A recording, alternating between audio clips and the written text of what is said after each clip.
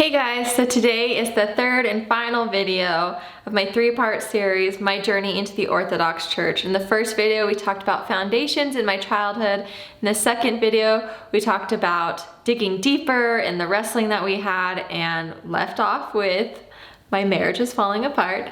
And today we're gonna be talking about new beginnings, and I'm going to pick off right at where my marriage started falling apart. So stay tuned.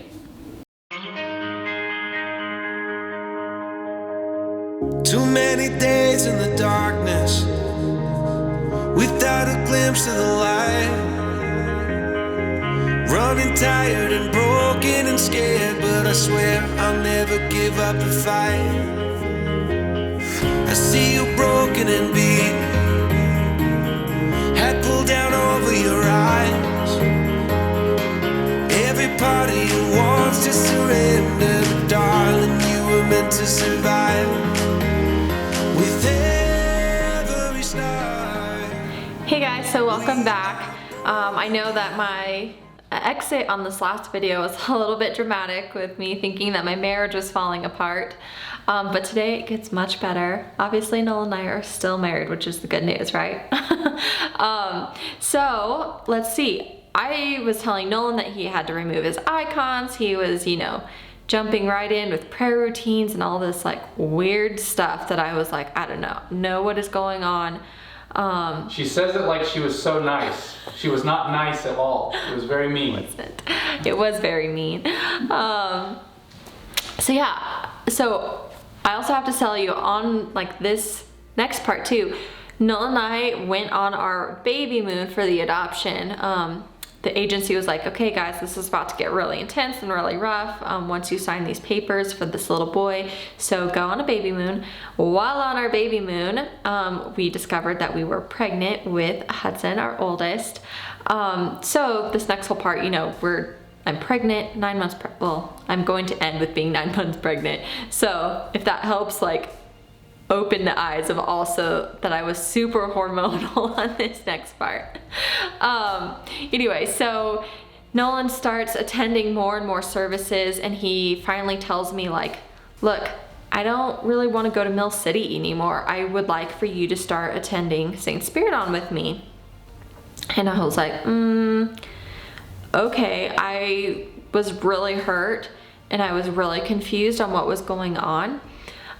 So I went to Mill City, and then I can't remember, I think a few times I went to like Mill City on the early service and then would leave and then go to the liturgy, which is at 9:30 at St. Spiridon. And then I realized that that wasn't really going to work. So then I would go to St. Spiridon, leave early, and then go to the late service at Mill City. So we played some shenanigans for a few months. I was trying to get Nolan to come back to Mill City, hoping that he would drop this whole Orthodox thing.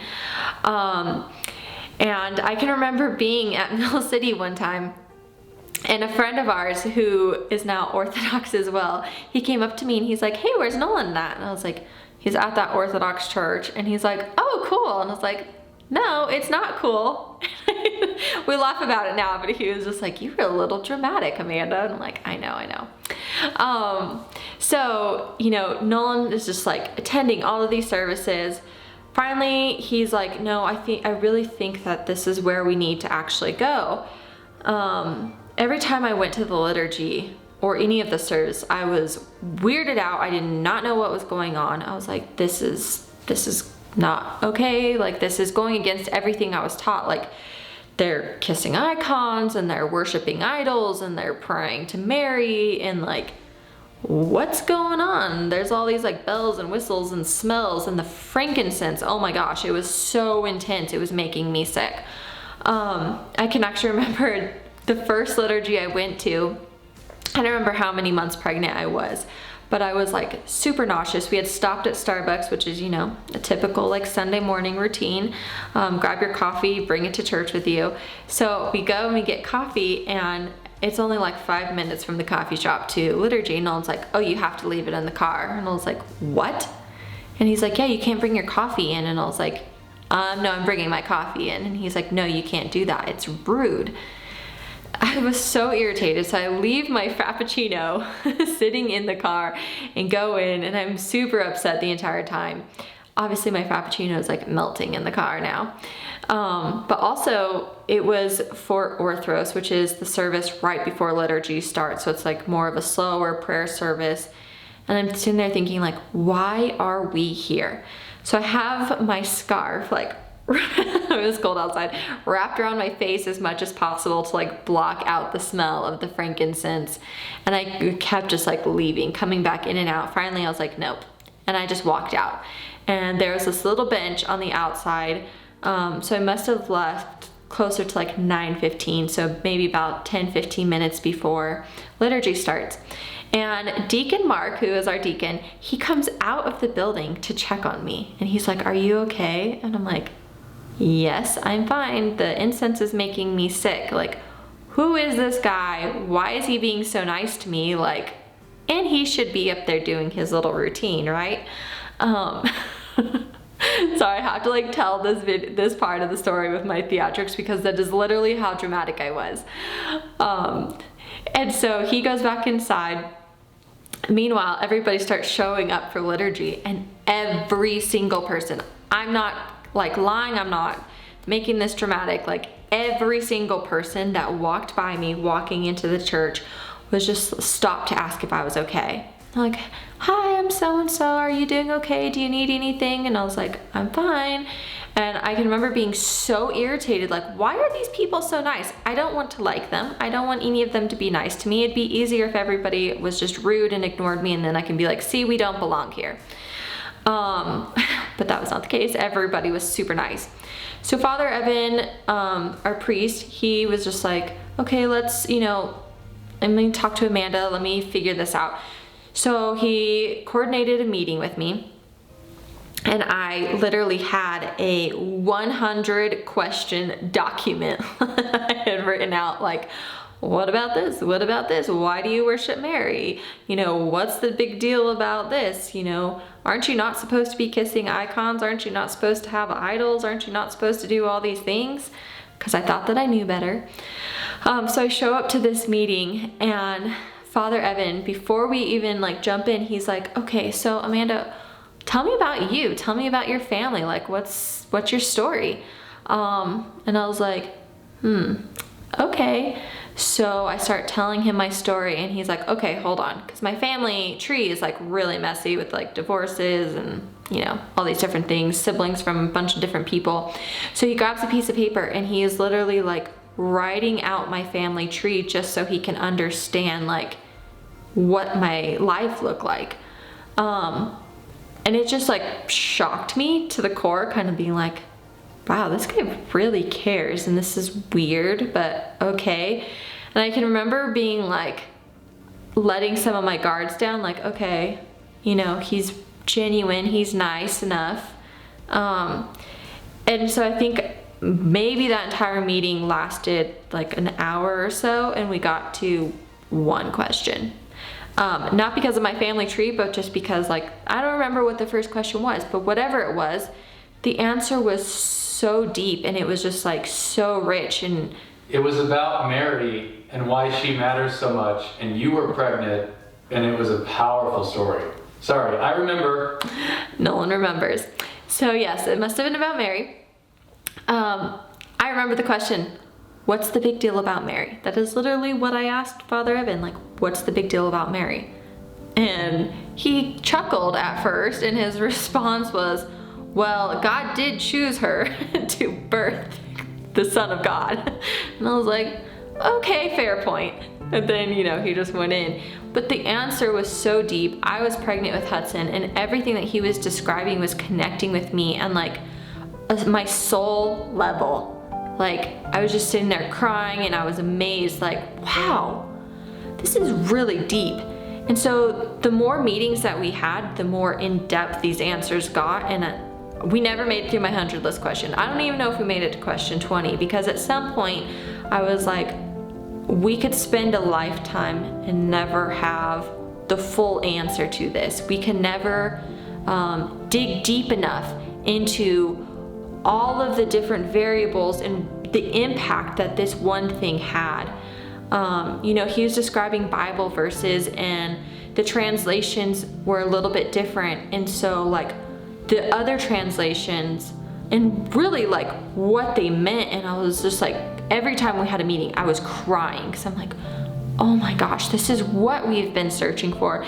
This is the depth and the answers that we have been looking for.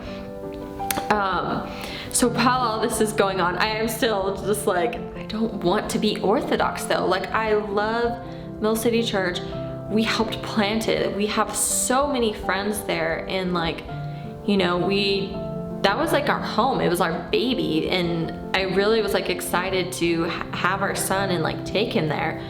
And so it was Easter of 2015, so it was right before we got baptized actually.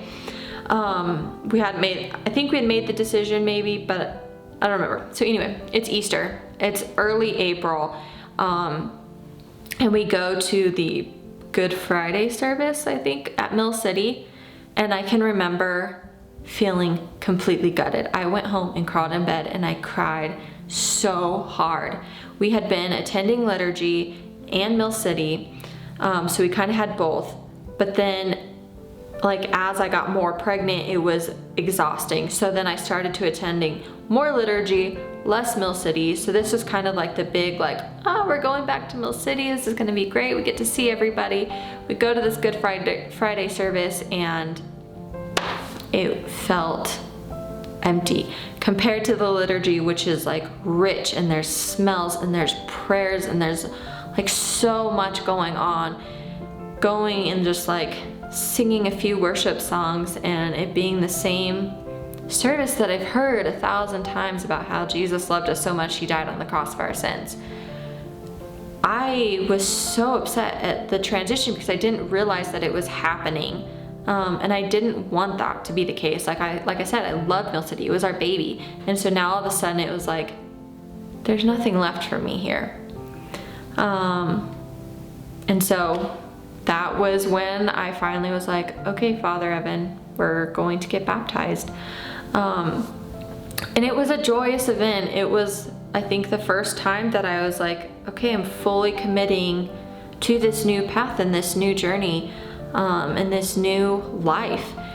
And really what that looks like and still looks like today is like godparents and the fullness of like this family that just never ends, right? So I have like my godparents, have all these other godchildren who are my god siblings, and they all have god kids, and we have god kids, and my kids' godparents are like, it is so fun, and I will never tire of that family feeling.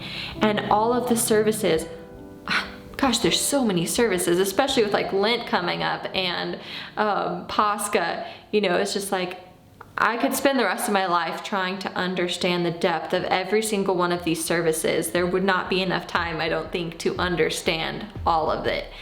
And so it's just like this huge brand new journey where it's like, I can never dig deep enough to get to the bottom of this.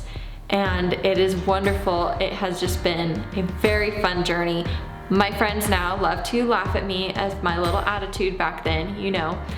And my little like, I will never become Orthodox. In fact, that is a very typical thing to say, is I will never become Orthodox, and yet so many of us are.